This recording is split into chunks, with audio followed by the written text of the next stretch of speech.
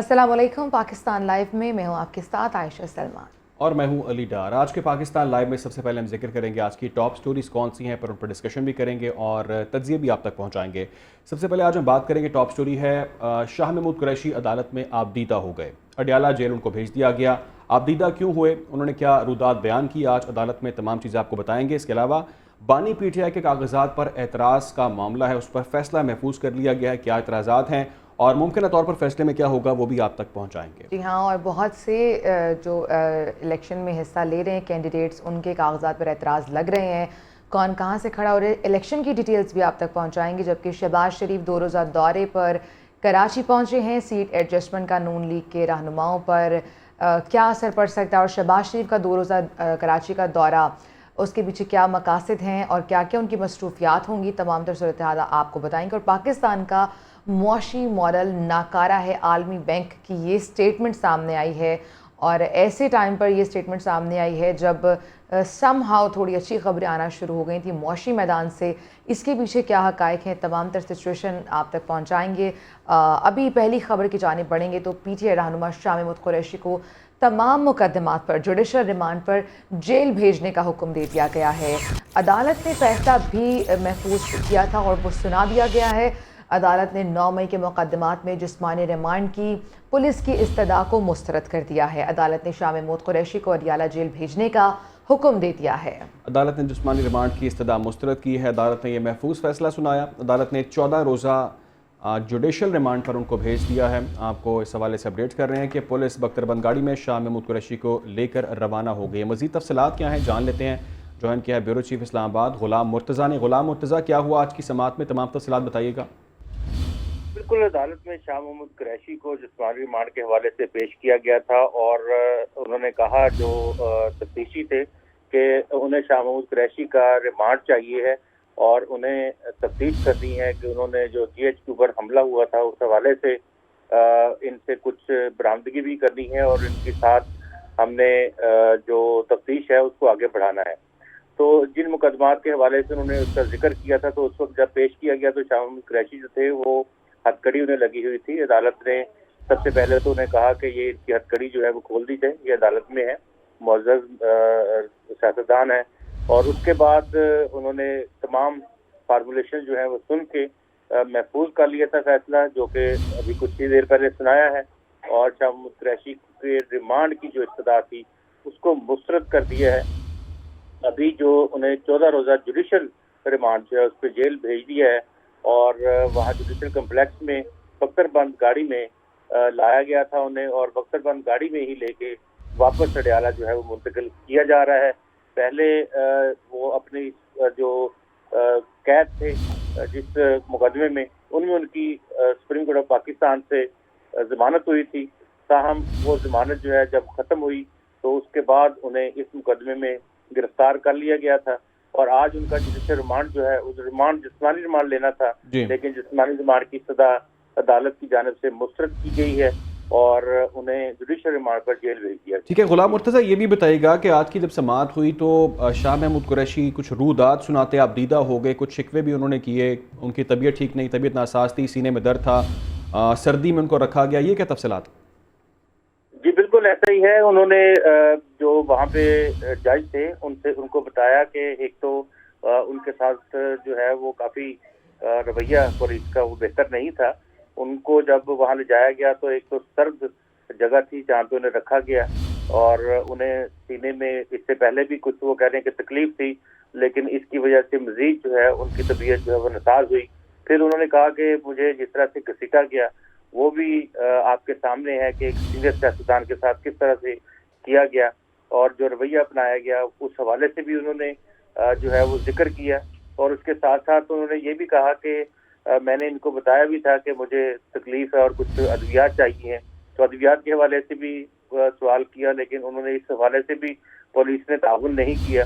तो ये सूरत हाल जो थी वो इस हवाले से उन्होंने बताई कि आज की सूरत हाल जो इस तरह की है, हमें आगे बढ़ना है, लेकिन मुझे नहीं लगता कि जिस तरह की सूरत हाल है उसमें हम आगे बढ़ सकें।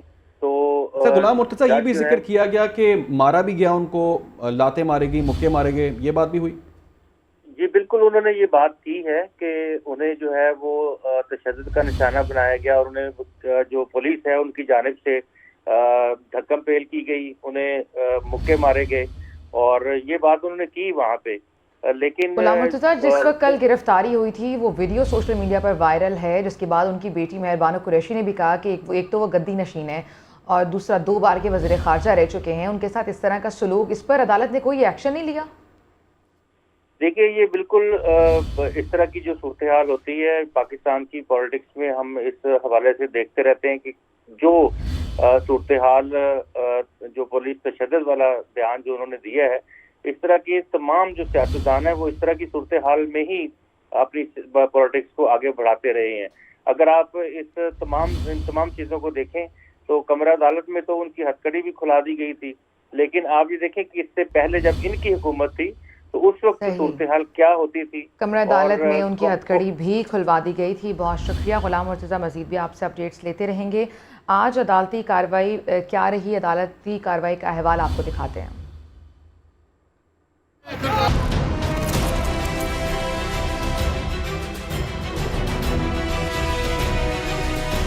पीटीआई के मरकजी रहनुमा शाह महमूद कुरैशी को सख्त सिक्योरिटी हिसार में हथकड़ी लगाकर जुडिशल कॉम्प्लेक्स रावलपिंडी पहुंचाया गया। समाअत के आगाज में शाह महमूद कुरैशी ने हथकड़ियों में जकड़े हाथ बुलंद करके जज को दिखाए। ड्यूटी मजिस्ट्रेट सैयद जहांगीर अली ने शाह महमूद कुरैशी की हथकड़ियां खोलने का हुक्म दे दिया। शाह महमूद कुरैशी कमरा अदालत में आबदीदा हो गए और कहा, मैं 5 बार मेंबर असेंबली रहा। एसएचओ ने मुझे मुक्का और लात मारी, जबकि तशद्दुद भी किया गया। मुझे सीने में तकलीफ हुई। घंटों तक एसपी से दरख्वास्त की कि अस्पताल ले जाओ। मैंने मिलने तक की, लेकिन डॉक्टर के पास ना ले जाया गया। एक डॉक्टर को बुलाया गया जिसके पास महज ब्लड प्रेशर देखने की मशीन थी। साबिक वजीर खारिजा का कहना है कि मुझसे बयान लेना चाहा, लेकिन मैंने वकला के सामने बयान देने का फैसला किया। मुझे सख्त तरीन सर्दी में रखा गया, रात नींद तक न आई। मुझे जिस्मानी और जहनी तौर पर टॉर्चर किया गया। मैंने पाकिस्तान की नुमाइंदगी की, हर जगह पाकिस्तान की सफाइयां दी। मेरे साथ अब ये सलूक किया जा रहा है। शाह महमूद कुरैशी का कहना था कि मैं कई माह से जेल में हूँ। क्या ये इंसाफ है? मुझ पर तशद्दुद हुआ, ऊपर अल्लाह नीचे आपका कलम है। बानी पीटीआई के लाहौर के हल्का N 122 से कागजात नामजदगी पर एतराज़ात लगाए गए थे। रिटर्निंग अफसर ने फरीकैन के दलाइल सुनकर अब फैसला महफूज कर लिया है और फैसला 30 दिसंबर को सुनाया जाएगा। मुस्लिम लीग नून के उम्मीदवार मियां नसीर अहमद अपने वकील के हमरा रिटर्निंग अफसर के रूबरू पेश हुए। दरख्वास्त गुजार ने मौक़िफ़ अपनाया कि बानी पीटीआई को अदालत से सज़ा हो चुकी है। सज़ा याफ्ता उम्मीदवार इलेक्शन में हिस्सा नहीं ले सकता। अहम खबर है, दरख्वास्त गुजार ने जो एतराज़ात लगाए उस पर आपको बता रहे हैं। बानी पीटीआई के हल्का N 122 से उनके कागजात नामजदगी पर एतराज़ात लगाए गए थे, जिस पर RO ऑफिस ने फैसला महफूज कर लिया है और अब ये फैसला सुनाया जाएगा। 30 दिसंबर की डेट दी गई है। बानी पीटीआई को अदालत से सज़ा हो चुकी है। दरख्वास्त गुजार ने ये मौक़िफ़ अपनाया। अपडेट करें आपको, बानी पीटीआई के लाहौर के हल्का N 122 से कागजात नामजदगी पर एतराज़ात। रिटर्निंग अफसर ने फरीकैन के दलाइल सुनकर फैसला महफूज कर लिया है। फैसला 30 दिसंबर को सुनाया जाएगा। ये RO ऑफिस की जानिब से बताया गया। मुस्लिम लीग नून के उम्मीदवार मियां नसीर अहमद अपने वकील के हमरा पेश हुए। मज़ीद तफसीलात क्या हैं जान लेते हैं जॉइन के नुमाइंदा PNN हैदर खरल ने। हैदर खरल, क्या तफसीलात हैं और क्या एतराज़ात है? जी बिल्कुल, जो बानी पीटीआई हैं उन पर एतराज़ किया गया था कि उनके जो तायद कुनिंदा हैं जिन्होंने कागजात नामजदगी जमा करवाए हैं वो इस हल्के से नहीं हैं। और जो एतराज़ात मुस्लिम लीग नून के जो रहनुमा हैं मियां नसीर ने आयद किया था, उनसे ही बात करते हैं, उनकी ज़बानी सुनते हैं। आप मुझे बताएं कि क्या एतराज़ है आप? अच्छा जी, ये इतराज़ात तो बहुत बनते थे। जैसे मैंने पहले भी, अगर हम करना चाहते तो उनका जो फैमिली ट्री है, आज अमेरिका से लेकर पाकिस्तान तक हर बंदे को पता है कि उनका फैमिली ट्री मुकम्मल नहीं है। यानी कि उस फैमिली ट्री के अंदर उन्होंने अपने मेंबर्स पूरे शो नहीं किए। इसके अलावा उन पे रियासती इदारों पे तायद कुनिंदा वाला इतराज़ उनके हल्के से।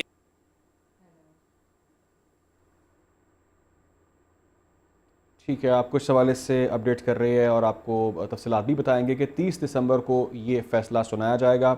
एतराज़ात किए गए, बानी पीटीआई के कागजात नामजदगी पर एतराज़ात किए गए और उस हवाले से क्या पीछे हक़ाइक़ थे, किन किन चीज़ों पर एतराज़ात किए गए, वो तमाम तफसीलात आप तक पहुँचाएँगे और इस पर फैसला 30 दिसंबर को सुनाया जाएगा। इलेक्शन के हवाले से तमाम तर तैयारियों का अमल भी इस वक्त जारी है और कागजात नामजदगी मंजूर भी किए जा रहे हैं, लेकिन कुछ हलकों पर कागजात नामजदगी पर एतराज़ात भी सामने आ रहे हैं। N122 से बानी PTI के कागजात नामजदगी पर फैसला महफूज कर लिया गया है। एतराज़ात पर यह महफूज फैसला 30 दिसंबर को सुनाया जाएगा।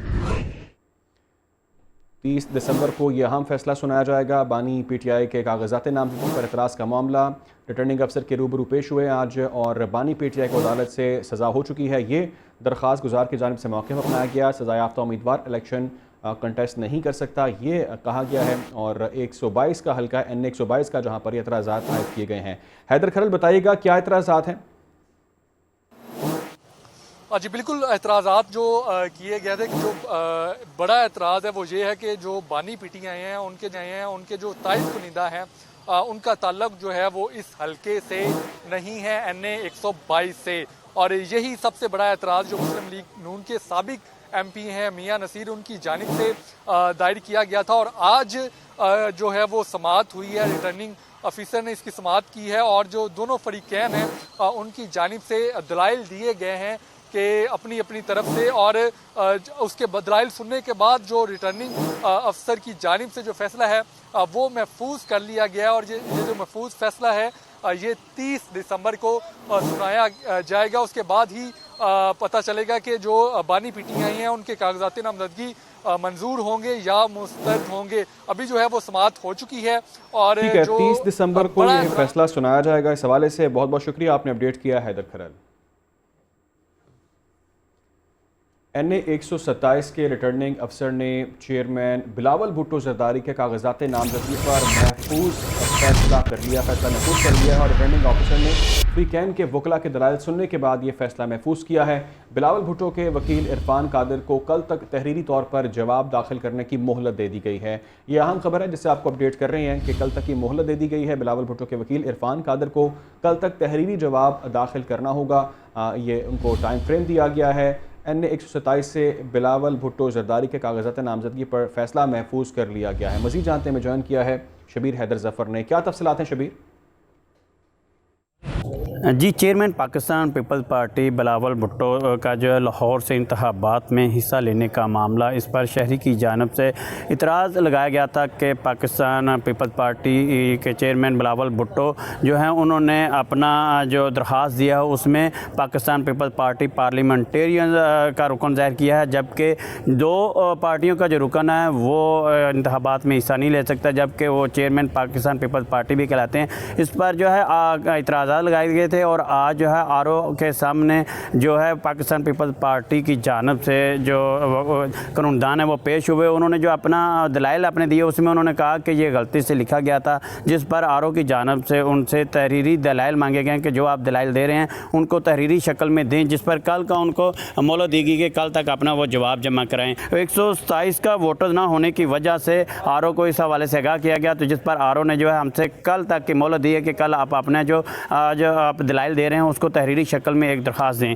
जिस पर उन्होंने कहा कि कल हम उसके ऊपर दरख्वास्त देंगे तो उसके बाद जो है RO की जानिब से नया फ़ैसला जो है वो दिया जाएगा। अब देखना यह है कि कल जब वो अपना तहरीरी जवाब जमा करवाते हैं तो उसके बाद क्या फ़ैसला आता है, क्या बिलावल भुट्टो जरदारी को इलेक्शन लड़ने की इजाज़त दी जाती है या नहीं, इसका फ़ैसला जो है वो कल होगा। जी इलेक्शन कमीशन ने निगरान वफाकी वज़ीर फवाद हसन फवाद को हटाने से मुतालिक दरख्वास्त मुस्तरद कर दी है।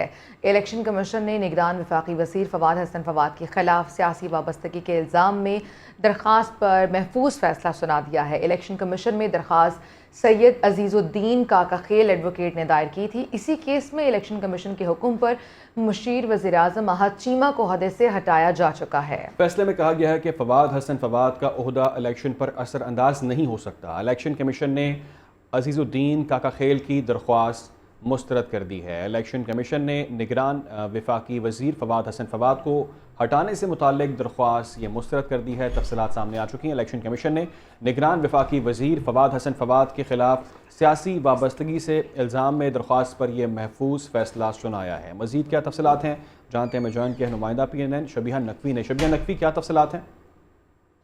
जी बिल्कुल, निगरान वफाकी वज़ीर जो फवाद हसन फवाद, उनके खिलाफ जो दरख्वास्त महफूज फैसला था वो इलेक्शन कमीशन ने आज सुना दिया है और इलेक्शन कमीशन ने फवाद हसन फवाद को ओहदे पर बरकरार रखने का फैसला दिया है। और इसी साथ ये फैसले में भी कहा गया है कि फवाद हसन फवाद का जो ओहदा है वो इलेक्शन पर अंदाज नहीं हो सकता। माजी में फवाद हसन फवाद में अहम पोजीशन पर काम करते रहे हैं। ये दरख्वास्त जो है ये जाती रंजिश मालूम होती है। और इसके साथ हम ये बताएंगे कि जो दरख्वास्त गुजार हैं अजीजुद्दीन काका खैन उनकी जानिब से जो सियासी वाबस्तगी के हवाले से दरख्वास्त दायर की गई थी। कहा गया था कि जो ये वफाकी वजीर हैं इलेक्शन पर अंदाज हो सकते हैं, जिस पर इलेक्शन कमीशन ने फैसला महफूज किया था। और आज इलेक्शन कमीशन ने महफूज फैसला सुनाते हुए दरख्वास्त खारिज कर दी है, जबकि फवाद हसन फवाद के ओहदे पर बरकरार रखा जाएगा। जी ठीक है शबीहा नकवी, आपने तफसीलन अपडेट किया, बहुत शुक्रिया आपका।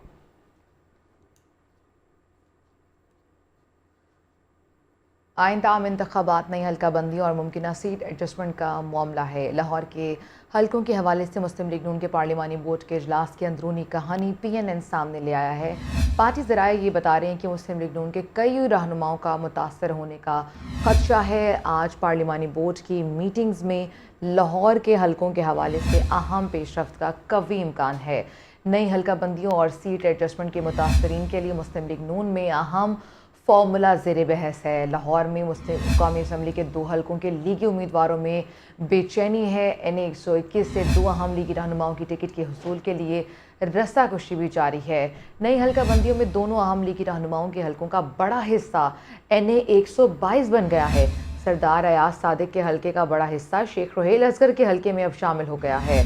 दोनों रहनुमाओं की हल्का NA 121 से टिकट हासिल करने की कोशिशें अयाज सादिक या रोहेल असगर टिकट के किसको दी जाएगी, लीगी क़यादत ने इस हवाले से सर जोड़ लिए हैं। लीगी क़यादत को टिकट से महरूम रहने वाले रहनुमा की नाराज़गी का भी खदशा है।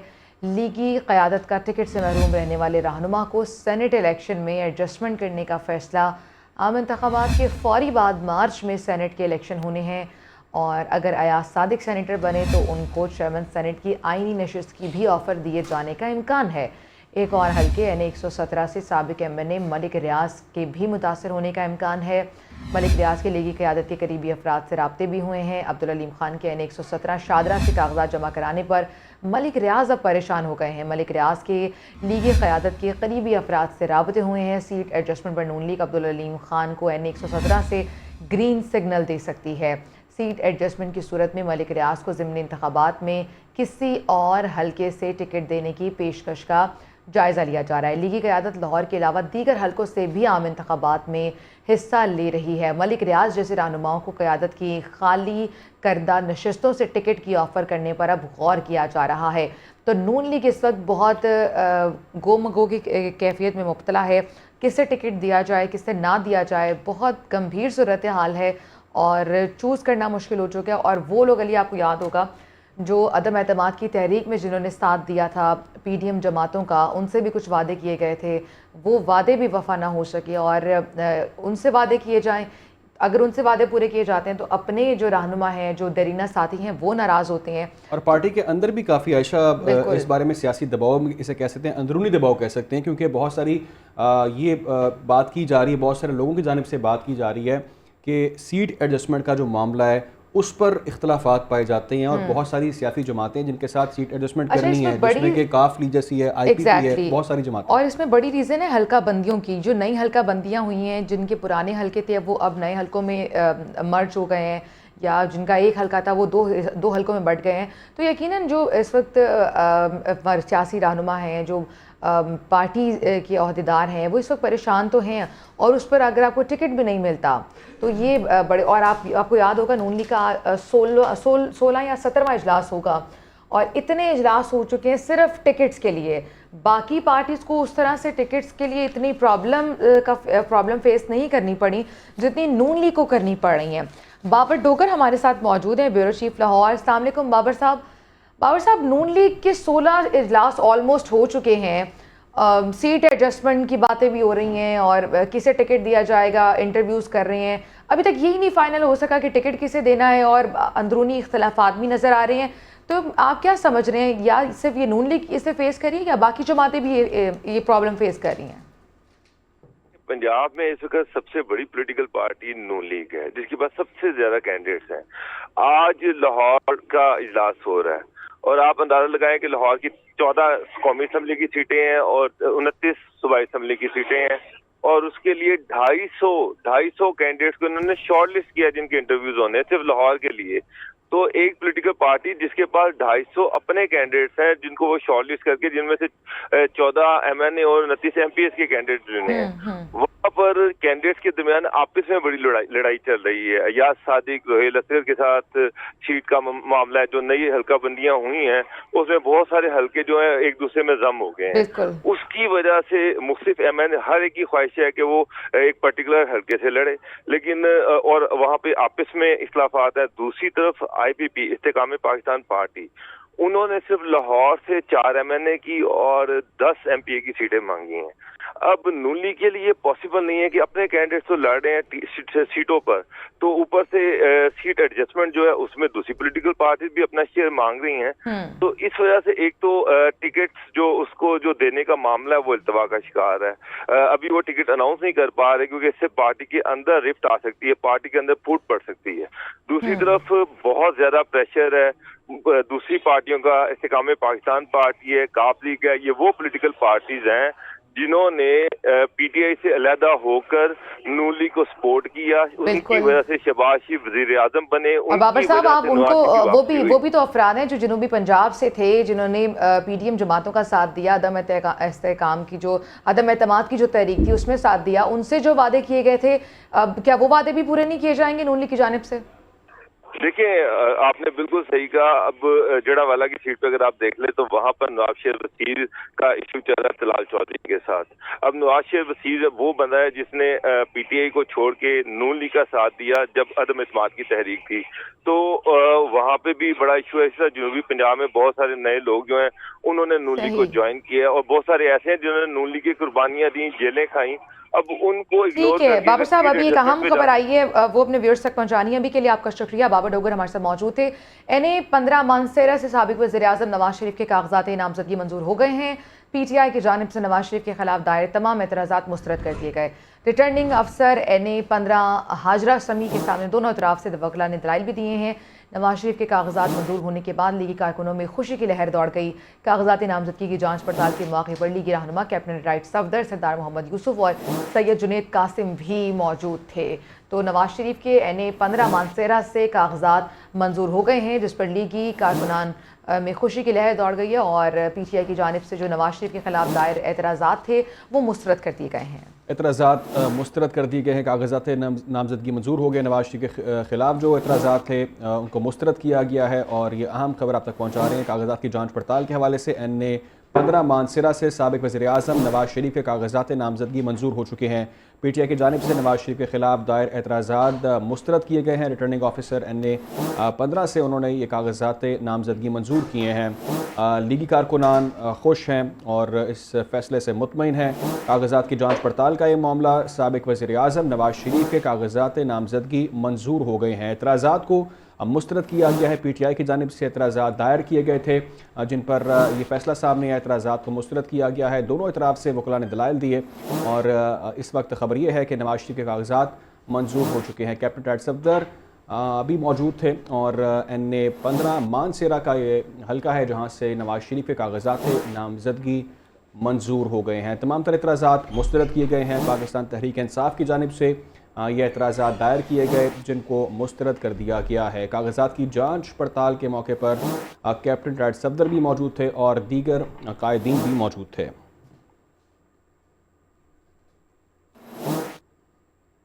मुस्लिम लीग नून में पार्टी टिकटों की तकसीम का मामला अंदरूनी इख्तलाफात के बायस क़यादत को फ़ैसला करने में मुश्किलात का सामना है। क़यादत की वार्निंग के बावजूद इंटरव्यूज़ के लिए आने वाले उम्मीदवारों की एक दूसरे पर इल्ज़ाम तराशी भी जारी है। क़यादत ने कौमी असम्बली के हल्का के लिए 2-2 जबकि सूबाई असम्बली के हल्का के लिए 3-3 उम्मीदवार शॉर्ट लिस्ट भी कर लिए हैं। ये अहम खबर है जिसे आपको अपडेट कर रहे हैं। इसराई की जानिब से बताया गया है नून लीग के मुताबिक इसहाक डार, हमजा शहबाज, साद रफ़ीक, राना सनाउल्लाह पुराने साथियों को भी साथ लेने पर इसरार कर रहे हैं।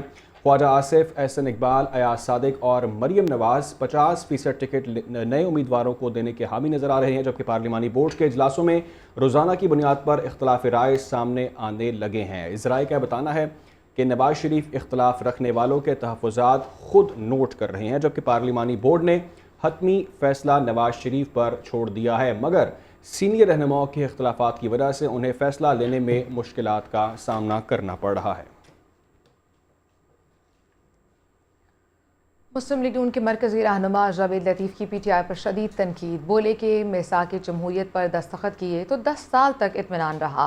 5 साल पीपल्स पार्टी और 5 साल नून लीग ने हुकूमत की तीसरी जमात पैदा करने वाले जो सोच लाए उसने कौम और मुआशरे की बर्बादी कर दी। पीपल्स पार्टी ने हुकूमत की, 5 साल मुस्लिम लीग ने, इन 10 सालों में ये माहौल कहीं नजर नहीं आ रहा था, इस पे इत्मीनान था, मगर तीसरी जमात पैदा करने का शौक रखने वालों ने जिस शख्स को, जिस जमात को, जिस सोच को लेकर आए वो आज आपको दोबारा से नजर आ रही है।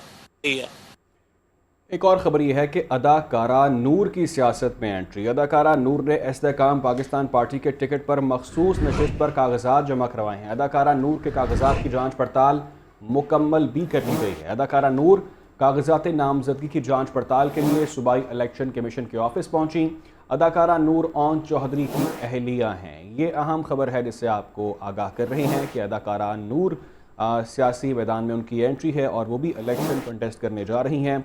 इस्तेहकाम पाकिस्तान पार्टी के टिकट पर मखसूस नशिस्त पर वो ये इलेक्शन लड़ेंगी। जांच पड़ताल मुकम्मल की जा चुकी है, कागजात नामजदगी की जांच पड़ताल मुकम्मल हो चुकी है और सूबाई इलेक्शन कमीशन के ऑफिस पहुंची अदाकारा नूर ओन चौधरी की अहलिया हैं। कागजात नामजदगी की जांच पड़ताल का अमल जारी है। गुजरांवाला में इंतहाई अहमियत के हामिल हल्का NA-77 में 2 खवातीन समेत 9 उम्मीदवारों के कागजात मंजूर किए जा चुके हैं। 3 अहम पार्टियों के उम्मीदवार के माबैन कांटेदार मुकाबला मुतवक्के है। मज़ीद के तफसीलात हैं, जानते हैं नुमाइंदा PNN इफ्तिखार अली से। जी बिल्कुल, कुछ कागजात नामजदगी की जांच पड़ताल का सिलसिला जारी है। हल्का NA-77 जो कि इंतहाई अहमियत का हामिल है कि ये क्योंकि ये साबिक मशीर वज़ीर आज़म पाकिस्तान अतात तारड़ का ये हल्का है और इन्हीं के साथ पाकिस्तान मुस्लिम लीग नून के ही महमूद बशीर विरक जो कि इनके मुकाबले में कागजात नामजदगी जमा करवा चुके हैं और दोनों के माबैन टिकट के हसूल के लिए जो है वो जंग भी छिड़ी हुई थी, ताहम इसलिए ये हल्का अहमियत का हामिल है। यहाँ पर जो है वो पाकिस्तान पीपल्स पार्टी के इम्तियाज़ सफदर वड़ाइच ने भी कागजात नामजदगी जमा करवाए थे और इनके साथ साथ जो है वो जो पाकिस्तान तहरीक इंसाफ के मियाँ तारक हैं उन्होंने भी कागजात नामजदगी जमा करवा रखे हैं। ताहम जो रिटर्निंग ऑफिसर हैं उनकी जानिब से ये कहा गया है कि पाकिस्तान तहरीक इंसाफ के जो मियाँ तारक हैं उनका अभी प्रोसेस होना बाकी है, उनकी जांच पड़ताल अभी जारी है। तमाम जो उम्मीदवारान हैं जिनकी यहाँ पर जो है वो कागजात नामजदगी मंजूर किए जा चुके हैं उनकी लिस्टें 30 तारीख को अवेज़ा की जाएंगी। जी ठीक है, बहुत शुक्रिया आपका। खैबर पख्तूनख्वा में कई सूबाई और कौमी असम्बली की नशिस्तों पर अहम शख्सियात के दिलचस्प मुकाबले मुतवक्के हैं। इस हवाले से पेशावर से हमारे नुमाइंदे नासिर दावर हमारे साथ मौजूद हैं, तफसीलात उनसे जानेंगे। नासिर, बताइएगा कौन सी सियासी जमातों के अहम उम्मीदवारों के माबैन किन किन हलकों पर मुकाबले मुतवक्के हैं? मौजूद हूँ खैबर पख्तूनख्वा के सूबाई इलेक्शन कमीशन के दफ्तर में। यहाँ पर कागजात नामजदगी की जांच पड़ताल की जा रही है और गुज़श्ता 4 दिन से कागजात नामजदगी की जांच पड़ताल का सिलसिला जारी है। और न सिर्फ यहाँ बल्कि जितने भी खैबर पख्तूनख्वा के जो रिटर्निंग ऑफिसर के दफातर हैं वहाँ पर भी कागजात नामजदगी की जांच पड़ताल की जा रही है, जो 30 दिसंबर तक ये सिलसिला जारी रहेगा।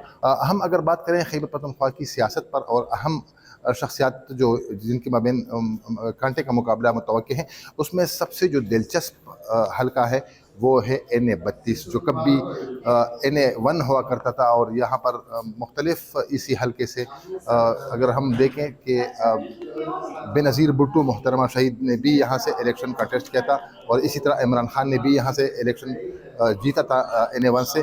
और अब फिर ये हल्का जब चेंज हो गए हैं तो अभी NA-32 है और ये हल्का आवामी नेशनल पार्टी के हवाले से मशहूर है कि यहाँ पर अक्सर जो नुमाइंदे आए हैं उसमें आवामी नेशनल पार्टी की सबसे ज़्यादा तारीफ है कि यहाँ पर इनके लोग आए हैं। तो यहाँ पर भी इंतहाई वो मुफ्ती किफ़ायतुल्लाह तो कह रहे हैं कि वो तमाम के तमाम जो कैंडिडेट हैं उनको शिकस्त देंगे। लेकिन मैं बता दूं कि ये तमाम चीज़ें बातें कबल अज़ वक्त होगी, लेकिन ये है कि मुकाबला यहाँ पर भी इंतहाई दिलचस्प होगा। इस्लामाबाद में स्क्रूटनी का अमल तीसरे रोज़ भी जारी रहा और अब कागजात की स्क्रूटनी का अमल जारी है। मुस्लिम लीग नून से सैयद ज़िशान नकवी, PTI से साबिक वफाकी वज़ीर डॉक्टर बाबर अवान और पीपल्स पार्टी के उम्मीदवार सब्त हैदर बुखारी अपने कागजात की स्क्रूटनी करवा रहे हैं, जबकि स्क्रूटनी का अमल 30 दिसंबर तक जारी रहेगा। मज़ीद तफसीलात जानते हैं नुमाइंदा साकिब सैयद से। जी साकिब, क्या तफसीलात हैं आपके पास? जी देखिए, मुल्क भर की तरह इस्लामाबाद में भी स्क्रूटनी का अमल जो है तीसरे रोज़ में दाखिल हो चुके हैं। जैसे कि मुख्तलिफ पार्टी के उम्मीदवारान जो हैं स्क्रूटनी के अमल के लिए यहाँ पे आ रहे हैं। मजमूई तौर पर जो है 52 उम्मीदवारों को आज बुलाया है। NA46 से जो है 17 उम्मीदवारों को स्क्रूटनी के लिए बुलाया है और NA47 से 22 उम्मीदवारों को और NA48 से जो है वो 13 उम्मीदवारों को आज की डेट में बुलाया है। जैसे कि कुछ देर पहले जो है बाबर अवान जो साबिक वफाकी वज़ीर है PTI की जानिब से स्क्रूटनी के बाद वापस रवाना हो चुके हैं। दूसरी जानिब सब्त हैदर बुखारी जो पीपल्स पार्टी की जानिब से उम्मीदवार थे, उनकी भी स्क्रूटनी मुकम्मल हो चुकी है। दूसरे नंबर पे जो है मुख्तलिफ उम्मीदवारान जो हैं यहाँ पे आके अपनी स्क्रूटनी मुकम्मल करने के बाद वापस रवाना हो चुके हैं। चूँकि ये स्क्रूटनी का अमल 30 दिसंबर तक जारी रहेगा। आज कल और परसों की भी डेट है। परसों जो है 30 दिसंबर फाइनल लिस्ट भी जारी की जाएगी। जी ठीक है, बहुत शुक्रिया आपका। आम इंतखाबात के लिए स्क्रूटनी का मरहला जारी है। फैसलाबाद में मुस्लिम लीग नून, तहरीक इंसाफ और जमात इस्लामी समेत तमाम जमातों के कागजात नामजदगी मंजूर किए जा चुके हैं। मज़ीद तफसीलात फैसलाबाद के ब्यूरो चीफ अजमल मलिक से। हम आम इंतखाबात के हवाले से बात करें तो फैसलाबाद में उम्मीदवारों की स्क्रूटनी का अमल जो है वो जारी है और तहरीक इंसाफ, मुस्लिम लीग नून, जमात इस्लामी और इसके साथ साथ दीगर जमातों के उम्मीदवार जो हैं वो उनके ज़्यादा जो बड़े उम्मीदवार हैं उनके तकरीबन तमाम के जो नॉमिनेशन पेपर जो हैं वो क्लियर हो चुके हैं और स्टेट बैंक से, FBR से, FIA से और इसके साथ साथ जो है वो NAB से उम्मीदवारों के जो है वो कागजात की वेरिफिकेशन कराई जा रही है। जिन उम्मीदवारों की चारों अदारों से जो है वो फहरिस्त मंजूर हो के आ जाती है, उसके बाद उनके नॉमिनेशन जो है वो क्लियर कर दिए जाते हैं। और NA100 से राना सनाउल्लाह के नॉमिनेशन जो हैं वो क्लियर हो चुके हैं। 102 से आबद शेर अली के, NA96 से तलाल चौधरी के, 104 से जो है वो राजा रियाज अहमद के कागजात जो है वो क्लियर हो चुके हैं। और इसके साथ साथ तहरीक इंसाफ के हवाले से अगर हम बात करें तो NA95 से साबिक सूबाई वज़ीर हैं अली अफजल साई, उनके नॉमिनेशन जो है वो क्लियर हो चुके हैं। 101 से जनरल अकरम साई के क्लियर हैं। इसके साथ साथ 104 से साहबजादा हामिद रज़ा हैं, चेयरमैन सुन्नी इत्तेहाद कौंसिल हैं। इसके साथ साथ तहरीक इंसाफ के उम्मीदवार हैं, उनके नॉमिनेशन जो है वो क्लियर हो चुके हैं। और जमात इस्लामी के हवाले से अगर हम बात करें तो NA101 से जो है वो शेख मुश्ताक के नॉमिनेशन जो है वो क्लियर हो चुके हैं। इसके साथ साथ 103 से जो है वो शेख अफजाल शहीन के, 104 से जो है वो राव सिकंदर आज़म के नॉमिनेशन जो है वो क्लियर हो चुके हैं। उम्मीदवारों ने एक दूसरे के खिलाफ जो है वो एतराज़ात भी दायर किए हैं, लेकिन एतराज़ात की समाअत अभी स्टार्ट नहीं हुई। 1-2 रोज़ में एतराज़ात की समाअत शुरू होगी, उसके बाद जो है वो सूरत हाल वाज़ह हो जाएगी कि किस उम्मीदवार के नॉमिनेशन जो है वो रिजेक्ट हो चुके हैं। अभी तक फैसलाबाद में किसी भी उम्मीदवार के नॉमिनेशन जो हैं वो रिजेक्ट नहीं हुए। मुल्क भर की तरह लसबेला और हब में भी इंतखाबी सरगर्मियाँ अरूज पर हैं। दूसरे मरहले में कागजात की जाँच पड़ताल जारी है। इस बारे में मज़ीद बता रहे हैं हमारे नुमाइंदे नूरुल्लाह बजिंचो। बिल्कुल, इलेक्शन का पहला मरला मुकम्मल होते ही दूसरे मरले में जो कागज़ नामजदगी का जांच पड़ताल का सिलसिला हो अभी तक जारी है। आज 5वें रोज़ भी जो है कागज़ नामजदगी का जांच पड़ताल की जा रही है। और दूसरी जानब अगर बात करें तो मुख्तलिफ़ सियासी जमातों के जो है कागज़ नामजदगी की जांच पड़ताल की गई। इनमें बलूचिस्तान अवामी पार्टी के सूबाई सदर सरदार सालिम अहमद भूटानी और पाकिस्तान मुस्लिम लीग के सीनियर रहनुमा, मरकज़ी सीनियर रहनुमा जाम कमाल खान के भी कागज़ नामजदगी की जाँच पड़ताल की गई और नेशनल पार्टी के भी कागज़ात नामजदी और जमात इस्लामी और जमीयत उलमा इस्लाम के भी कागजात नामजदी का जांच पड़ताल किया गया। आज जो है पाकिस्तान पीपल्स पार्टी के जो रहनुमा है उसके कागजातों के नामजदी की जो है जांच पड़ताल की जा रही है। कागजात नामजदी के जो जांच पड़ताल का जो सिलसिला है वो 30 दिसंबर तक जारी रहेगा। जी ठीक है, इस सिलसिला जारी रहेगा। आगे बढ़ते हैं। चिनाब नगर में भी उम्मीदवारों के कागजात नामजदगी की जाँच पड़ताल जारी है। NA93 से 4 उम्मीदवारों के कागजात नामजदगी मंजूर हो चुके हैं। मज़ीद जानते वहाँ मौजूद अपने नुमाइंदे फयाज अहमद फैजी से। जी बिल्कुल, चिनाब नगर में भी आम इंतखाबात के हवाले से जो गहमा गहमी है वो अपने अरूज पर है। इसी तरह जो हल्का NA 93 से उम्मीदवार हैं उनके कागजात नामजदगी जो हैं वो जमा होने के बाद उनकी जांच पड़ताल का सिलसिला जारी है, जिनमें मैं आपको बताता चलूं कि 4 जो उम्मीदवार हैं उनके कागजात नामजदगी जो हैं उनकी जांच पड़ताल हो चुकी है, जिनमें पाकिस्तान मुस्लिम लीग नून के जो नामज़द उम्मीदवार हैं सैयद रज़ा बुखारी, उनके कागजात जो हैं उनकी जाँच पड़ताल हो चुकी है। इसी तरह हमारे ग़ुलाम मोहम्मद लाली हैं और इसी तरह मलक ग़ुलाम अब्बास निसुआना और ग़ुलाम बीबी बरवाना जो हैं उनके कागजात जो हैं उनकी जांच पड़ताल हो चुकी है। अगर इनमें मुकाबले की बात की जाए तो इन चारों उम्मीदवारों में कांटे का मुकाबला देखने में मिलेगा। इसी तरह अगर मैं बात करूं PP 94 की तो वहां पर आज़ाद उम्मीदवार जो हैं माहर इम्तियाज़ अहमद लाली, इनके अलावा पाकिस्तान तहरीक इंसाफ के उम्मीदवार हैं माहर तमूर अमजद लाली।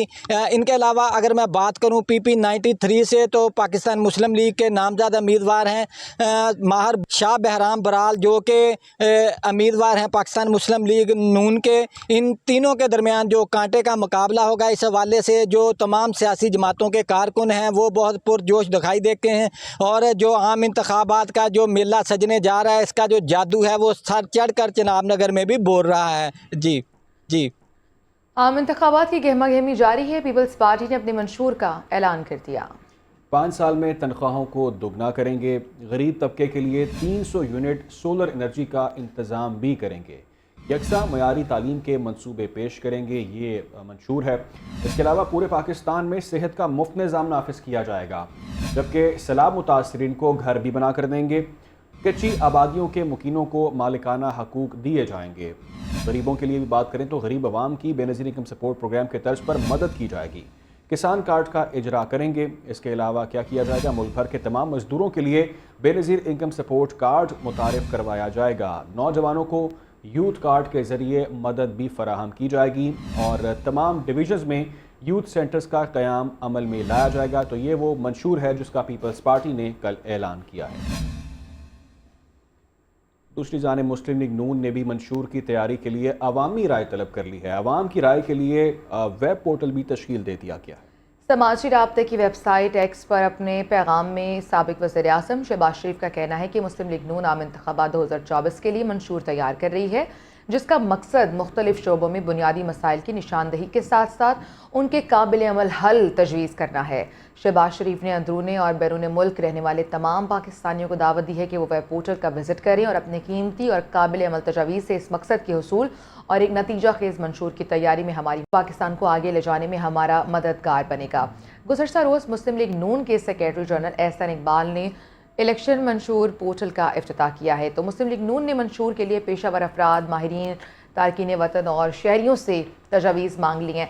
अच्छा, ये नून लीग ने मंशूर के लिए तजावीज़ तो मांग ली हैं और जिस समाजी राब्ते की वेबसाइट पर ये तजवीज़ मांगी गई हैं वहाँ मुझे लगता है तजवीज़ से ज़्यादा वहाँ पर तनकीद होती है। तो ये मेरा ख्याल है कि लेकिन देखिए उन्होंने आवाम को एंगेज किया कि आप अपना जो कंसर्न्स हैं, जो आप चाहते हैं कि हम करें, वो अवामी इंटरेस्ट की बात कर रहे हैं। लेकिन हम इससे पहले बात कर रहे थे पीपल्स पार्टी के मंशूर की।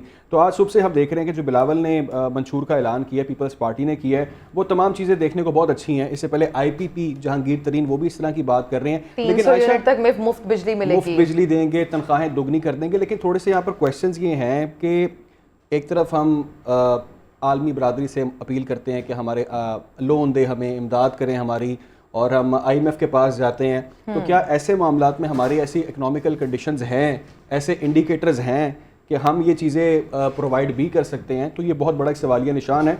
और सबसे इम्पॉर्टेंटली ये कि जो माजी में जो हमने की परफॉर्मेंस दी वहाँ पर, तो क्या हमने इन चीज़ों को इम्प्लीमेंट किया कि नहीं किया?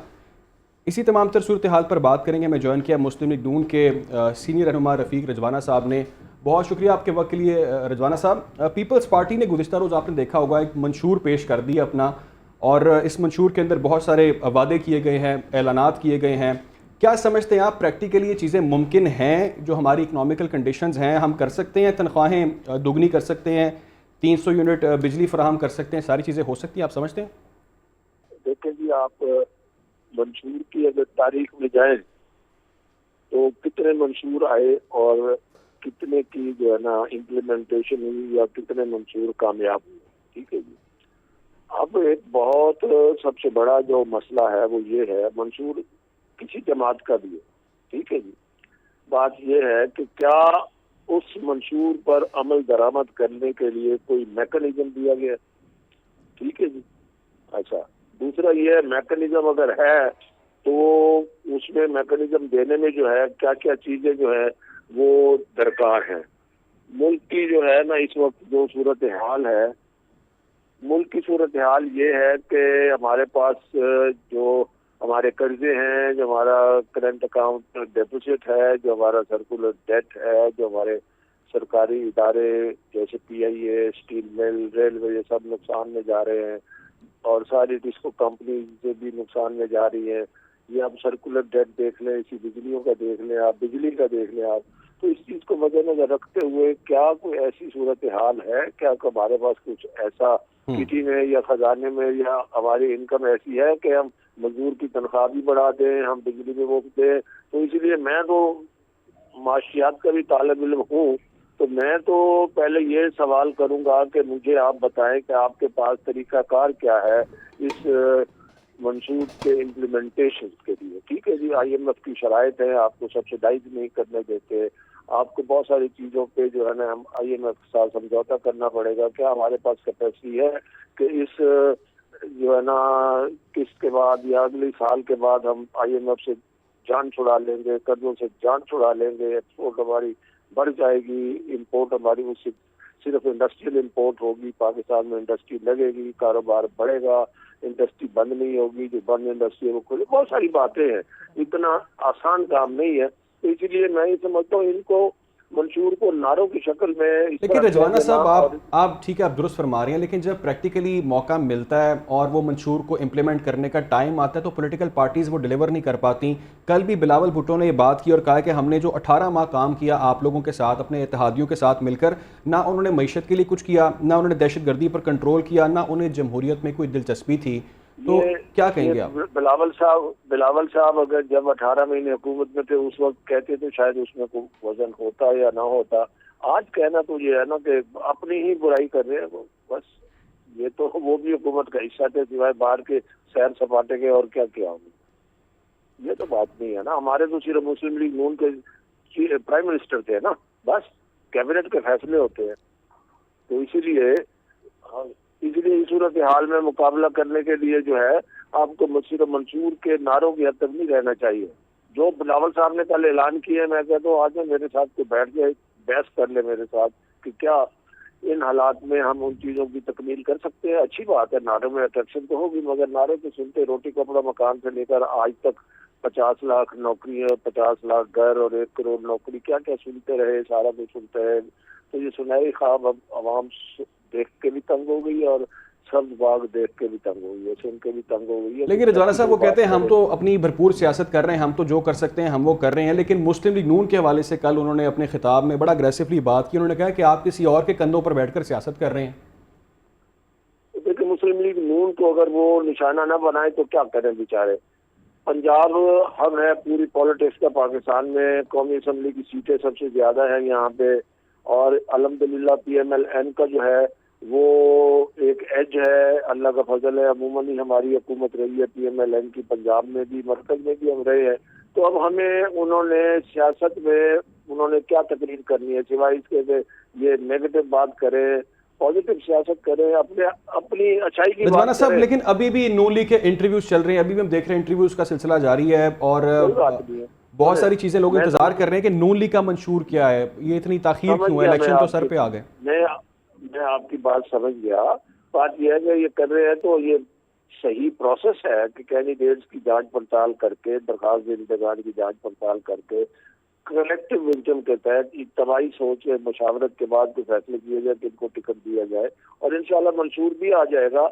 आ तो जाएगा, दैट इज गुड।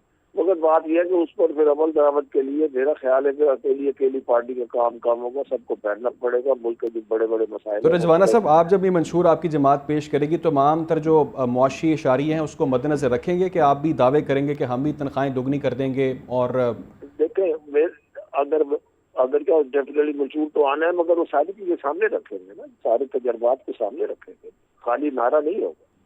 नारे का कोई फायदा नहीं है। 6 महीने बाद, साल बाद इम्प्लीमेंट ना हुआ, 2 साल बाद, तो फिर अवाम का रद्द-ए-अमल उससे भी ज्यादा होगा। लेकिन रिजवाना साहब, आप नहीं समझते कि आपकी जमात इस वक्त काफ़ी ज़्यादा कुछ लेट नज़र हमें इसलिए आ रही है क्योंकि पार्टी के अंदर भी बड़े प्रॉब्लम्स चल रहे हैं, ख़ासतौर पे इत्तेहादी जमातों के हवाले से सीट एडजस्टमेंट के मामला अभी तक सामने नहीं आ रहे। किस पार्टी के साथ कितनी सीट्स पर एडजस्टमेंट होगी?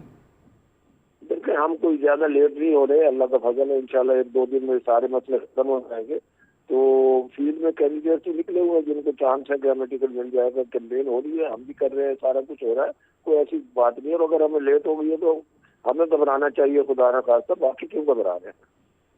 ठीक है, बहुत सारी जमातों के साथ आपने इत्तेहाद किया है, MQM है, IPP है, JUFA है, किस तरह से सीट एडजस्टमेंट होगी उस पर अभी गौर किया जा रहा है। बहुत बहुत शुक्रिया आपके वक्त के लिए। मुस्लिम लीग नून के सीनियर रहनुमा रफ़ीक रजवाना हमारे साथ मौजूद थे।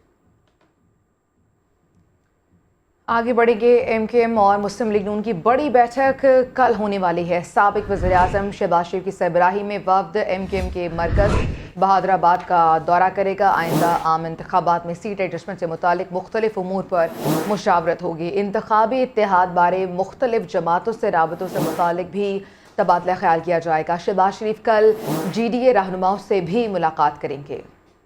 आपको अपडेट करें MKM और मुस्लिम लीग नून के हवाले से खबर है। साबिक वज़ीर आज़म शहबाज शरीफ की सरबराही में वफ्द MKM मरकज़ जाएगा और आइंदा इंतखाबात में सीट एडजस्टमेंट से मुतालिक मुख्तलिफ अमूर पर मुशावरत की जाएगी। मज़ीद क्या तफसीलात हैं जानते हैं। मैं जॉइन किया मोहम्मद सलमान ने। मोहम्मद सलमान, शहबाज शरीफ का क्या शेड्यूल होगा और सीट एडजस्टमेंट के हवाले से जो खबरें गर्दिश कर रही हैं वो क्या खबर है आपके पास? जी बिल्कुल, मुस्लिम लीग नून का वफ्द साबिक वज़ीर आज़म शहबाज शरीफ की सरबराही में जो है वो आज कराची पहुंचेगा और कल जो है वो MKM और मुस्लिम लीग नून की बड़ी बैठक लगी। जराये का कहना है कि MKM के मरकज में मुलाकात होगी। मुस्लिम लीग नून के वक्त में जो है वो साबिक वज़ीर आज़म के अलावा ख्वाजा साद रफ़ी, गयास सादिक और बशीर मेमन जो है वो शामिल होंगे। बड़ा वक्त है और बड़ी बैठक है, तो इसमें जो है वो तमाम तर अमूर जो है वो तय पा जाएंगे। जो मुस्लिम लीग नून और MKM में जो है वो कई मुलाकातें जो है वो जारी रही, कई बड़ी बैठक भी 1 से 2 बड़ी बैठक हुई कराची। अच्छा मोहम्मद सलमान, एक बहुत अहम हल्का है कराची का जहां मुस्तफ़ा कमाल वर्सेस शहबाज शरीफ होंगे। क्या उस हल्के में सीट एडजस्टमेंट के लिए शहबाज शरीफ पहुंचे MKM से मिलने के लिए? जी बिल्कुल, NA 242 है बल्दिया टाउन का इलाका, जहाँ से MKM जो है वो बिल्कुल तौर पर पहले दिन से जब इलेक्शन कैंपेन MKM ने स्टार्ट की थी उस वक्त बता चुकी थी MKM कि यहाँ से MKM का कैंडिडेट होगा, लेकिन इस पर मुस्लिम लीग नून के और साबिक वज़ीर आज़म शहबाज शरीफ के भी कागजात जमा हुए हैं, इससे अहम बातचीत होगी। और लेकिन MKM जो है वो ज़राए बताते हैं कि इस पर जो है वो मुस्तफ़ा कमाल को ही इलेक्शन लड़ाना पड़ेगा। MKM की जानिब से ये बात बिल्कुल अटल तौर पर जो है वो नून के वक्त को माजी में भी वादे कर दी गई है और कल इसी पर बातचीत होगी और कभी इम्कान है कि किसी न किसी बात पर ये मामला तय पा जाएगा। इसके अलावा शाह फैसल कॉलोनी की कौमी असम्बली की सीट है, मेमन गोड की सीट है, इन सीटों पर जो है वो बातचीत होगी। 8 से 10 सीटों पर जो है वो सूबाई असम्बली की और 4 कौमी असम्बली की नशिस्तों पर जो है वो कल मुज़ाकरात होंगे MKM और नून लीग की जानिब से सीट एडजस्टमेंट होगी। ठीक है, इस चीज़ का कभी इम्कान है कि सीट एडजस्टमेंट पर मामला तय पा जाएंगे। मोहम्मद सलमान, आपने तफसीलन हमें अपडेट किया, बहुत शुक्रिया आपका। पंजाब और सिंध के कई इलाकों में धुंध की शिद्दत बरकरार रही है। हद निगाह शदीद मुतासर है। ट्रैफिक हादसात में 3 अफराद जान की बाजी हार गए जबकि मुतादिद जख्मी हुए। मोटरवे को भी ट्रैफिक के लिए कई घंटों तक बंद रखा गया। लाहौर एयरपोर्ट पर परवाज़ों का शेड्यूल भी दरहम बरहम हुआ। 5 परवाज़ें मनसूख हैं और 9 ताख़ीर का शिकार हुई।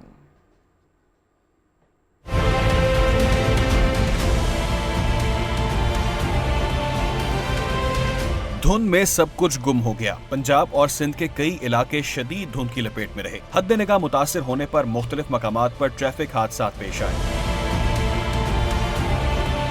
जेहलम में GT रोड पर धुंध के बायस बस समेत 4 गाड़ियां आपस में टकरा गईं। हादसे में एक शख्स जाँ बहक और 48 जख्मी हो गए। करोड़ लाल ईसन में मुसाफिर बस ट्रक से जा टकराई जिसमें कंडक्टर मोहम्मद शहजाद मौके पर जाँ बहक, ड्राइवर समेत 2 अफराद शदीद जख्मी हो गए। मेलसी में तेज रफ्तार बस ने मोटरसाइकिल सवार बाप बेटे को कुचल दिया। हादसे में मोहम्मद असलम मौके पर दम तोड़ गया जबकि बेटा शदीद जख्मी हुआ। धुंध के बायस शेखुपुरा में हिरन मीनार इंटरचेंज के करीब वैन को हादसा, 17 मुसाफिर जख्मी हो गए। लोधरा में कौमी शाहराह पर शदीद धुंध के बायस मुसाफिर वैन उलट गई जिसमें मुतादिद अफराद जख्मी हुए। खानेवाल में मुल्तान से लाहौर जाने वाली मुसाफिर बस ट्रॉलर से जा टकराई। हादसे में 11 अफराद जख्मी जिन्हें तिब्बी इमदाद के लिए अस्पताल मुंतकिल कर दिया गया। लाहौर एयरपोर्ट के अतराफ में धुंध के बायस परवाजों का शेड्यूल जुज़वी तौर पर मुतासिर हुआ। अंदरूने और बैरूने मुमालिक से आने वाली 5 परवाजें लैंड न कर सकी। अंदरूने और बैरूने मुमालिक की 9 परवाजें ताखीर का शिकार हुई। इसी तरह रेलवे का निजाम भी दरहम बरहम हो गया। कराची और कोयटा से लाहौर आने और जाने वाली मुतादिद ट्रेनें घंटों ताखीर का शिकार हुई। शदीद धुंध के बायस मोटरवे को भी ट्रैफिक के लिए कई घंटों तक बंद रखा गया। तर्जुमान मोटरवे पुलिस ने शहरियों को गैर जरूरी सफर से गुरेज और फोग लाइट्स के इस्तेमाल की हिदायत की है।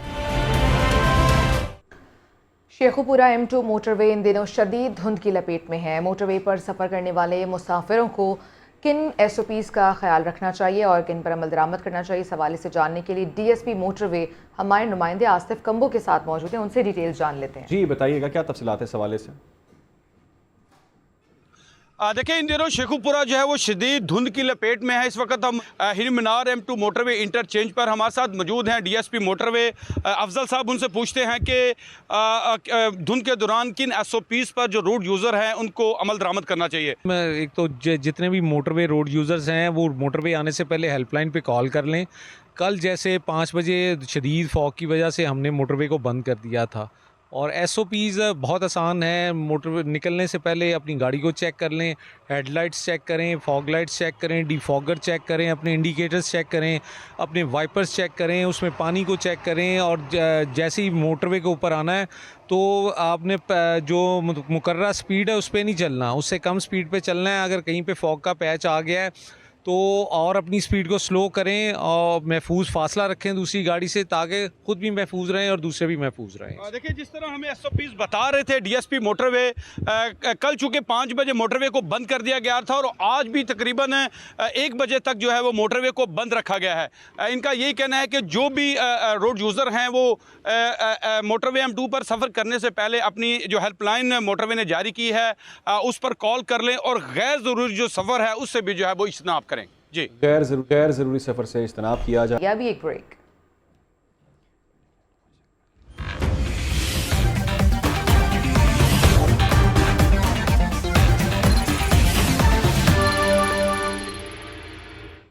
हेडलाइंस आप जान चुके, अहम खबर आप तक पहुंचाएं कि PTI रहनुमा शाह महमूद कुरैशी को तमाम मुकदमा पर जुडिशल रिमांड पर जेल भेजने का हुक्म अदालत ने महफूज फैसला सुना दिया है। अदालत ने 9 मई के मुकदमात में जिस्मानी रिमांड की पुलिस की इस्तदा मुस्तरद की है। अदालत ने शाह महमूद को अडियाला जेल भेजने का हुक्म दे दिया है। यह अहम खबर है। आज यह अहम हुक्म सामने आया है। PTI रहनुमा शाह महमूद कुरैशी को तमाम मुकदमात पर जुडिशल रिमांड पर भेज दिया गया। अदालत ने यह महफूज किया गया फैसला सुना दिया है। अदालत ने 9 मई के मुकदमात में जिस्मानी रिमांड की पुलिस की इस्तदा को मुस्तरद कर दिया है। PTI रहनुमा शाह महमूद कुरैशी को तमाम मुकदमात पर जुडिशल रिमांड पर जेल भेजने का हुक्म अदालत ने महफूज फैसला सुना दिया है और अदालत ने 9 मई के मुकदमात में जिस्मानी रिमांड की पुलिस की इस्तदा को मुस्तरद कर दिया है। अदालत ने शाह महमूद कुरैशी को अडियाला जेल भेजने का हुक्म दे दिया। PTI रहनुमा शाह महमूद कुरैशी को तमाम मुकदमात पर जुडिशल रिमांड पर जेल भेजने का हुक्म। बानी PTI के लाहौर के हल्का NA 122 से कागजात नामजदगी पर एतराज़ात।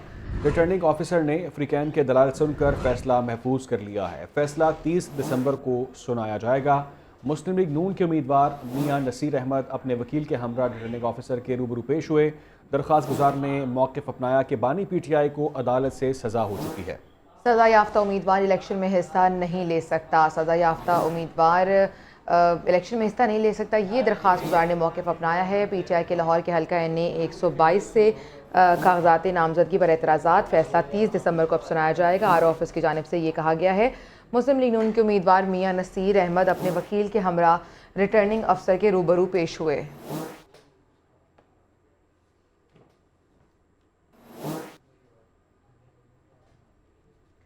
NA 15 बानसरा से साबिक वज़ीर-ए-आज़म नवाज शरीफ के कागजात नामजदगी मंजूर हो गए। PTI की जानिब से नवाज शरीफ के खिलाफ दायर एतराज़ मुस्तरद हो गए। रिटर्निंग अफसर NA 15 हाजरा समी के सामने दोनों तरफ से वकला ने दलाइल दिए।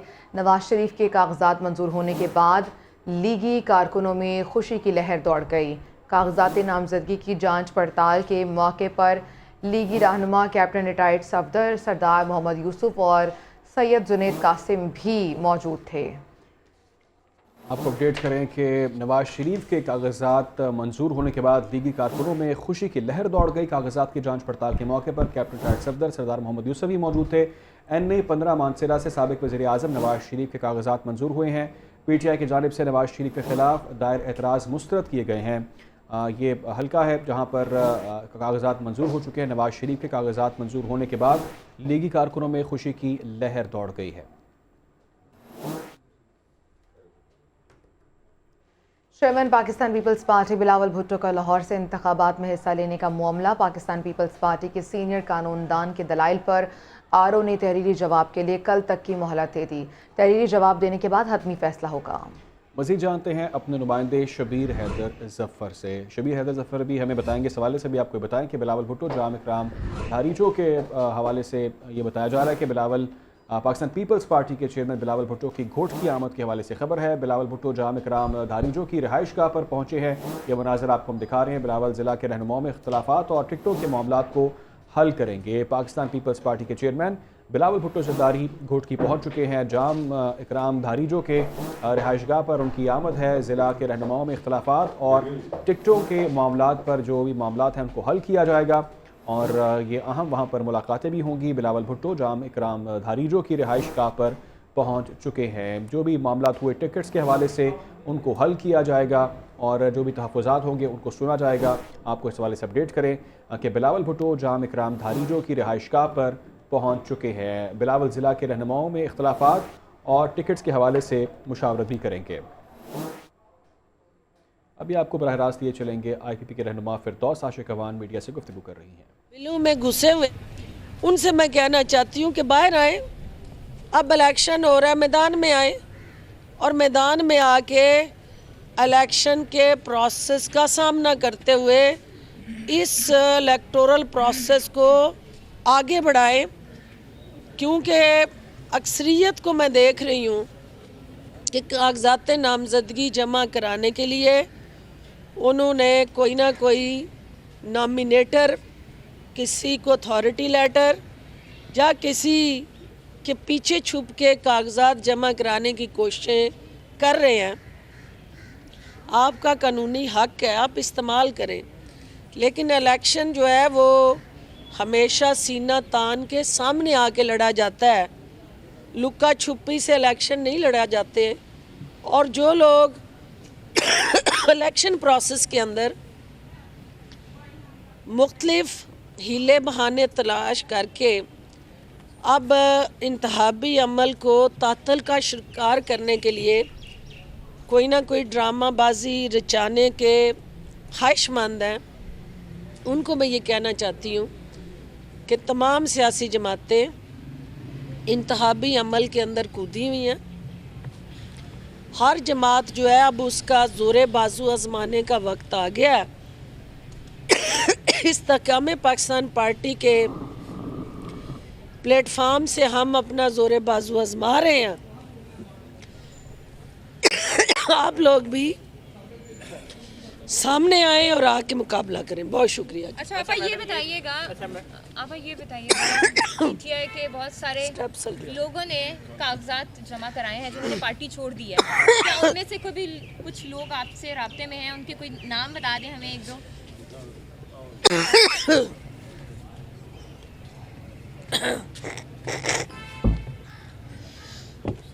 सवाल रिपीट करें। मैंने सवाल ये किया कि PTI के बहुत सारे जो कारकुन हैं उन्होंने पार्टी छोड़ दी, लेकिन उन्होंने कागजात जमा कराए हुए हैं, तो क्या उनमें से भी लोग आपसे राब्ते में हैं? और कौन कौन से ऐसे लोग हैं जो राब्ते में आपके? PTI की बात कर रही हूँ। हाँ जी। PTI चोर दरवाजे से रवाबत में आया, खुले दरवाजे से आए तो हम वेलकम करेंगे। Thank you. कि आप जो कि पीपल पार्टी में भी एक अहम सीट पे रही हैं, उसके बाद आप PTI में आएंगे और आप अपने हल्के में पहले जो कि PTI को आप डिफेंड करती थी, आप वोटर को आप सामने पाकिस्तान, क्योंकि आप पहले जो उनके जो भी महंगाई थी या इस तरह के इशू के ऊपर है आप PTI को डिफेंड करती थी। अब आप PTI से इस्तेकाम पाकिस्तान, आप वो वोटर को आप किस तरह एजुकेट करेंगे, इस हवाले से आप? पहली बात ये है, ओपन सीट पे जब कोई इलेक्शन लड़ता है तो दरवाजे पे जाके दस्तक दे के वोट मांगता है। ड्राइंग रूम में बैठ के कोई ना वोट मांगने आता है ना वोट देता है। उस हल्के के गली गली मोहल्ले मोहल्ले चप्पे चप्पे में जाके वोट मांग रही है। फिरदौस शिकमान मीडिया से गुफ्तगू कर रही थी। आगे बढ़ते हैं, कुछ मजीद खबरें भी शामिल करते हैं। इलेक्शन कमीशन ने निगरान विफाकी वजीर के हवाले से खबर आपको ये भी बताएंगे। उससे पहले खबर यह है कि आइंदा आम इंतखाबात में नई हल्का बंदियों और मुमकिन सीट एडजस्टमेंट का जो मामला है उस हवाले से बहुत सारी खबरें सामने आ रही हैं। लाहौर के हल्के के हवाले से मुस्लिम लीग नून के पार्लिमानी बोर्ड के इजलास की अंदरूनी कहानी PNN के सामने आ चुकी है। PNN ने कहानी हासिल कर ली है। पार्टी ज़रा ये बताते हैं कि मुस्लिम लीग नून के कई रहनुमाओं का मुतासर होने का खदशा जाहिर किया गया है। आज पार्लिमानी बोर्ड की मीटिंग्स में लाहौर के हलकों के हवाले से अहम पेशरफ्त का कवी इम्कान भी जाहिर किया जा रहा है। नई हल्का बंदियों और सीट एडजस्टमेंट के मुतासरीन के लिए मुस्लिम लीग नून में अहम फार्मूलाज ज़ेर बहस हैं। लाहौर से कौमी असम्बली के 2 हलकों के लीगी उम्मीदवारों में बेचैनी है। NA 121 से 2 अहम लीगी रहनुमाओं की टिकट के हसूल के लिए रस्ताकुशी भी जारी है। नई हल्का बंदियों में दोनों अहम लीगी रहनुमाओं के हलकों का बड़ा हिस्सा NA 121 बन गया है। इसके अलावा सरदार अयाज सादिक के हलके का बड़ा हिस्सा शेख रोहेल अस्कर के हलके में शामिल हो गया है और इसके साथ साथ दोनों रहनुमाओं के हलका NA 121 से टिकट हासिल करने की कोशिशें भी तेज़ हो चुकी हैं। अयाज सादिक या रोहेल अस्कर टिकट किसको दी जाएगी, लीगी क़यादत ने सर जोड़ लिए हैं। लीगी क़यादत को टिकट से महरूम रहने वाले रहनुमा की नाराज़गी का भी खदशा है। लीगी क़यादत का टिकट से महरूम रहने वाले रहनुमा को सेनेट इलेक्शन में एडजस्ट करने का फैसला सामने आया है। अगर अयाज सादिक सेनेटर बने तो उनको चेयरमैन सेनेट की आईनी नशिस्त की ऑफ़र भी दी जाएगी। हल्का NA 117 से मलिक रियाज के भी मुतासर होने का इम्कान है। अब्दुल अलीम खान के NA 117 शादरा से कागजात जमा कराने पर मलिक रियाज अब परेशान है। मलिक रियाज के लीगी क़यादत के करीबी अफराद से राबते भी हो गए हैं। सीट एडजस्टमेंट पर नून लीग अब्दुल अलीम खान को NA 117 से ग्रीन सिग्नल दे सकती है। मलिक रियाज को ज़िमनी इंतखाबात में किसी और हल्के से टिकट देने की पेशकश का जायज़ा लिया जा रहा है।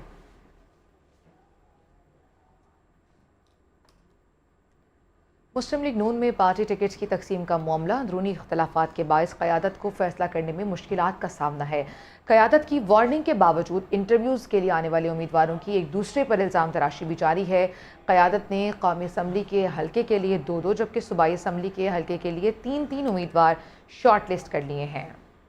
ज़राए बता रहे हैं कि नून लीग के मुताबिक इसहाक डार, हमज़ा, शहबाज, साद रफ़ीक, राना सनावला पुराने साथियों को भी साथ लेने पर इसरार कर रहे हैं। सिद्दीक साजिद हमारे साथ मौजूद हैं, उनसे बात कर लेते हैं। सिद्दीक साजिद, टिकट्स के मामले में कहां पर डेडलॉक है और नून लीग को किन किन मसाइल का सामना है? जी देखिए, ये जो मरकज़ी पार्लिमानी बोर्ड है मुस्लिम लीग नून का, ये गुज़श्ता कई दिनों से जारी है, जिसमें उम्मीदवारान के इंटरव्यूज़ किए जा रहे हैं।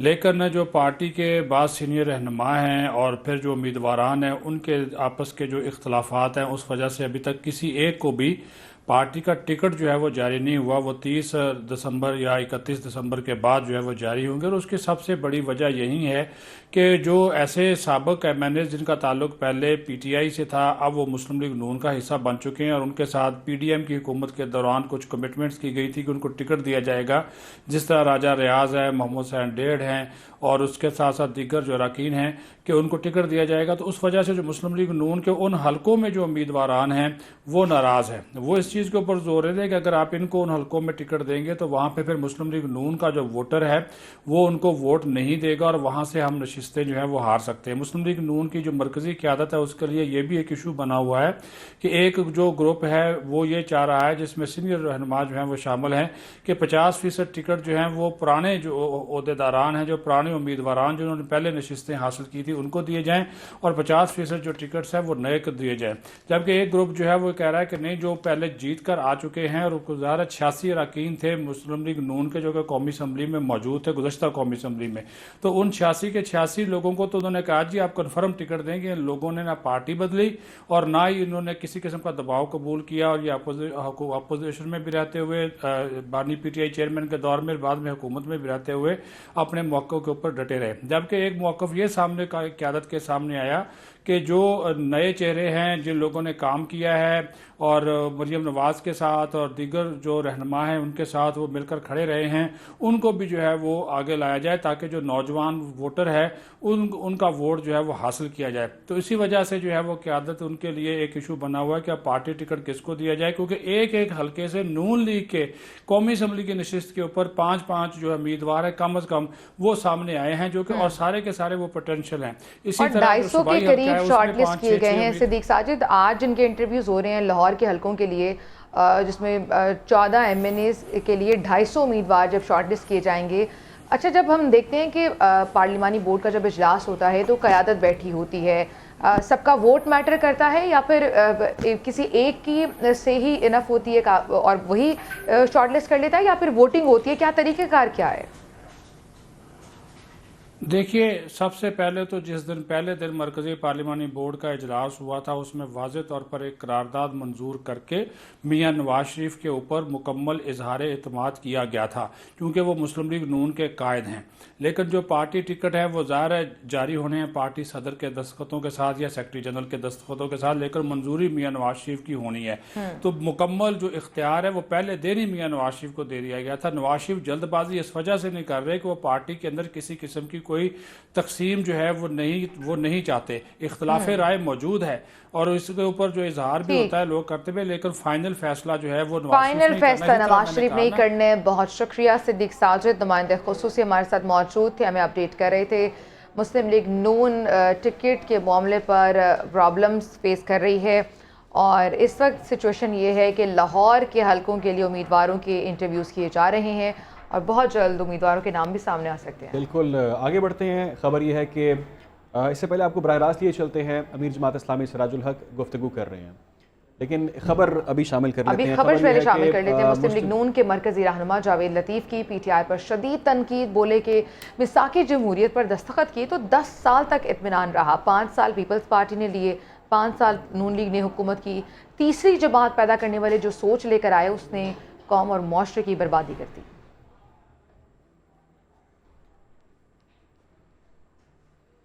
अच्छा, इस पर भी बताते हैं, पहले अभी हमें कहा जा रहा है कि सिराजुल हक कहीं गुफ्तगू करें, पहले उन्हें सुनवाते हैं।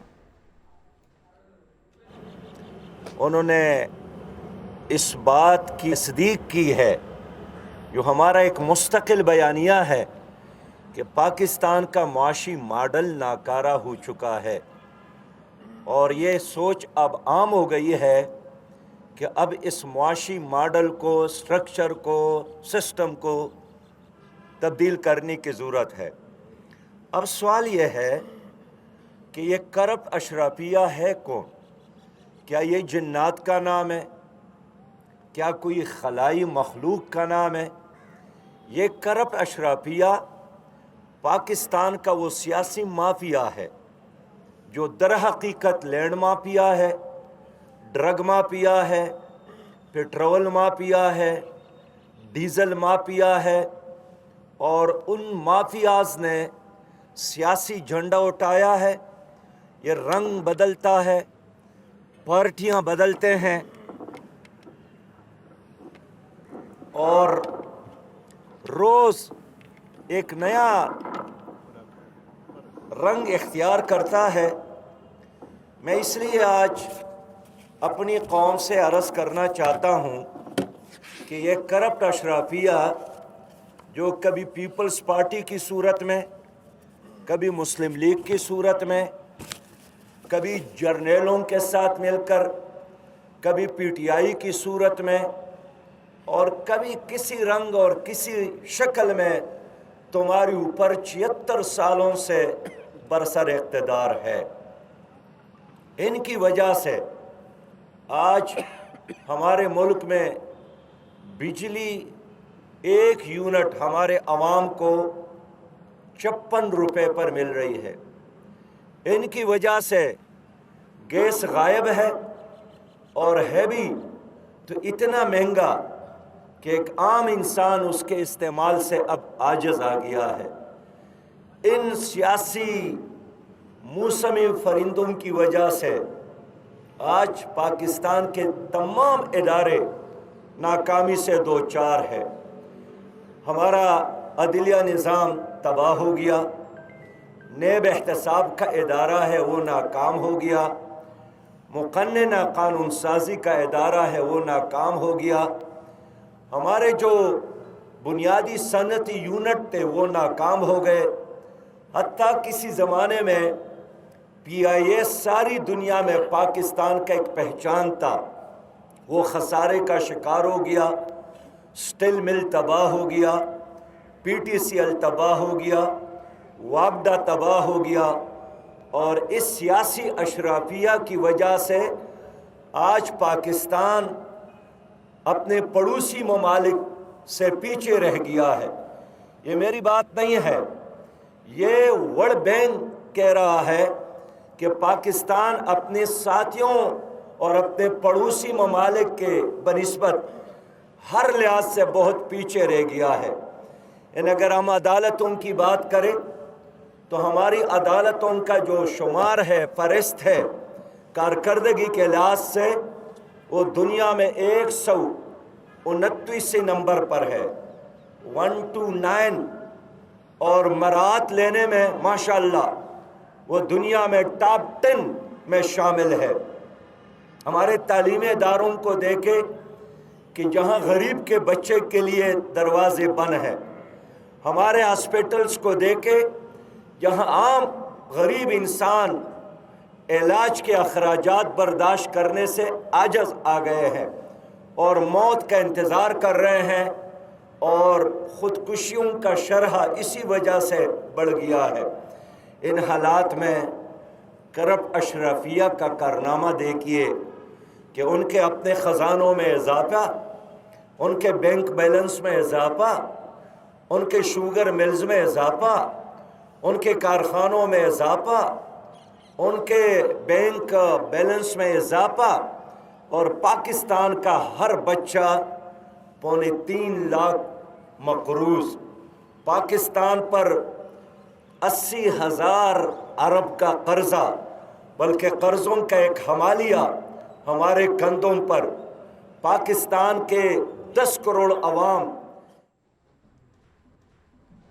अमीर जमात इस्लामी सिराजुल हक की गुफ्तगू आपने सुनी। आज शामिल करेंगे एक ब्रेक।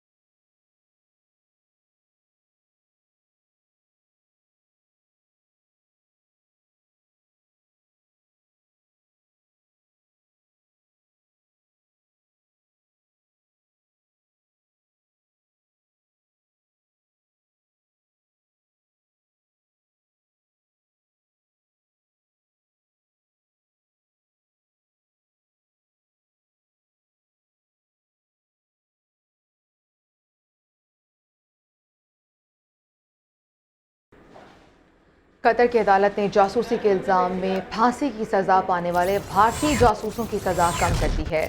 गैर मुल्की खबर एजेंसी रॉयटर्स के मुताबिक कतरी अदालत ने 8 भारतीय नेवी अफसरों की मौत की सज़ा ख़त्म करके उम्र कैद में तब्दील कर दी।